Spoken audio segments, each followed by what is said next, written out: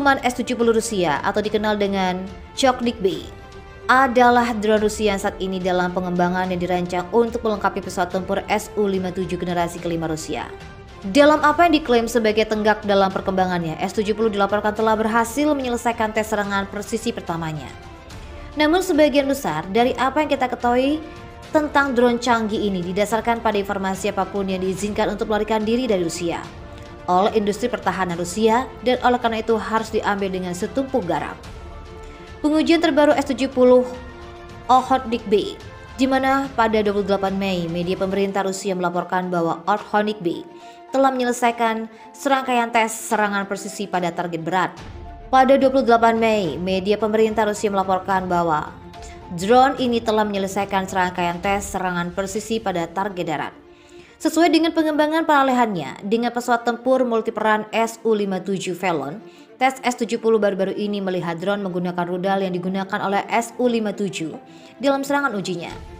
Sumber di industri pertahanan Rusia berbicara dengan media pemerintah Rusia juga mengklaim bahwa pesawat tak berawak itu telah menunjukkan kemampuannya untuk menjatuhkan bom terarah yang kemudian dikonfirmasi oleh rekaman video yang diterbitkan oleh Kementerian Pertahanan Rusia.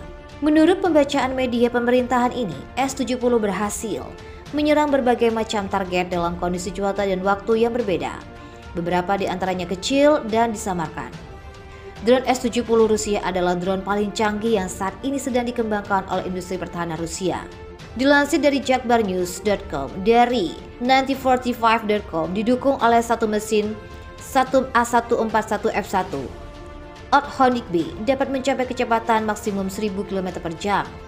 Orhonik B juga dilengkapi dengan ruang senjata internal yang melayani kemampuan yang dimaksudkan S-70 sebagai drone siluman. Pengembangan Orhonik B terkait erat dengan Valon S-70 dirancang untuk bertindak sebagai petugas sayap setia S-57.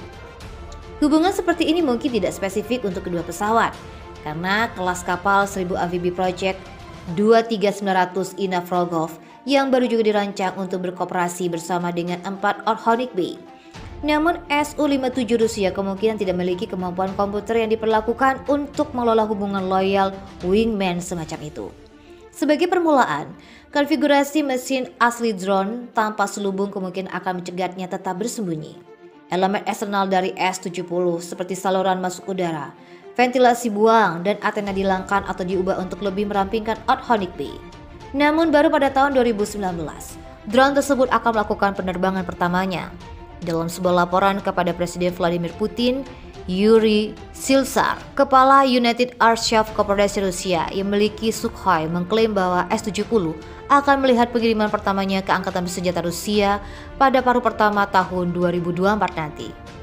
Meski demikian, perkiraan cerah tidak ada alasan untuk percaya bahwa pengembangan Orhonik B akan berjalan lebih cepat di masa depan daripada di tahap pengembangan awal.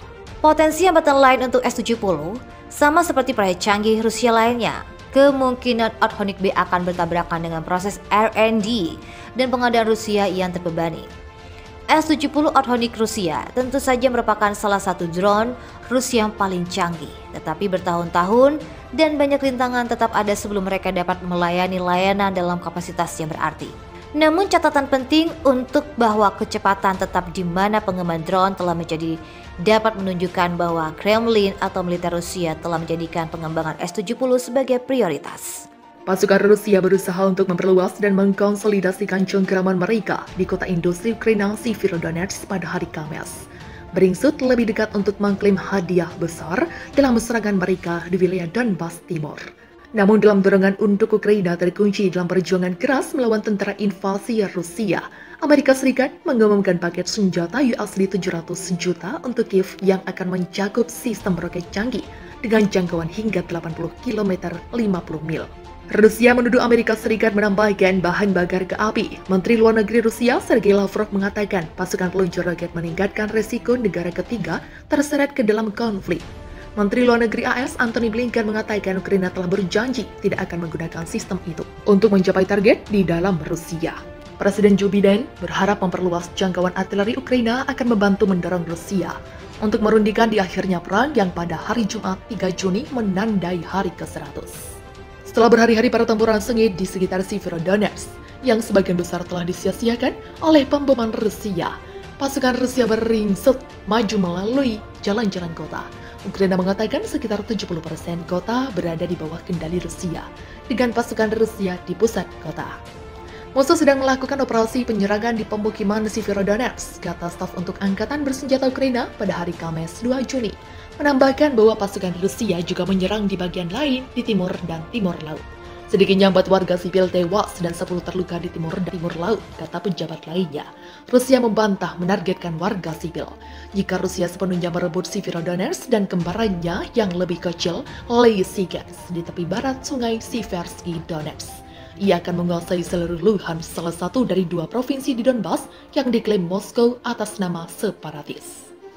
Kementerian Pertahanan Inggris mengatakan dalam pembaruan intelijen hariannya bahwa Rusia menguasai sebagian besar kota yang sebelum perang memiliki populasi sekitar 101.000 dan bahwa pasukan Ukraina telah menghancurkan jembatan di atas sungai ke Lysychansk. Menangkap semua Luhansk akan memenuhi salah satu tujuan utama Presiden Rusia Vladimir Putin dan memperkuat pergeseran momentum medan perang setelah pasukannya didorong mundur dari ibu kota Kiev dan dari utara Ukraina.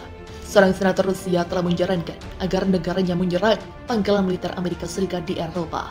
Usulan ini merupakan tanggapan atas keputusan Amerika yang mengirimkan sistem roket ke Ukraina. Senator Franz Kleinschewitz mengatakan bahwa Rusia harus menghancurkan pangkalan Amerika menggunakan senjata jarak jauh presisi tinggi.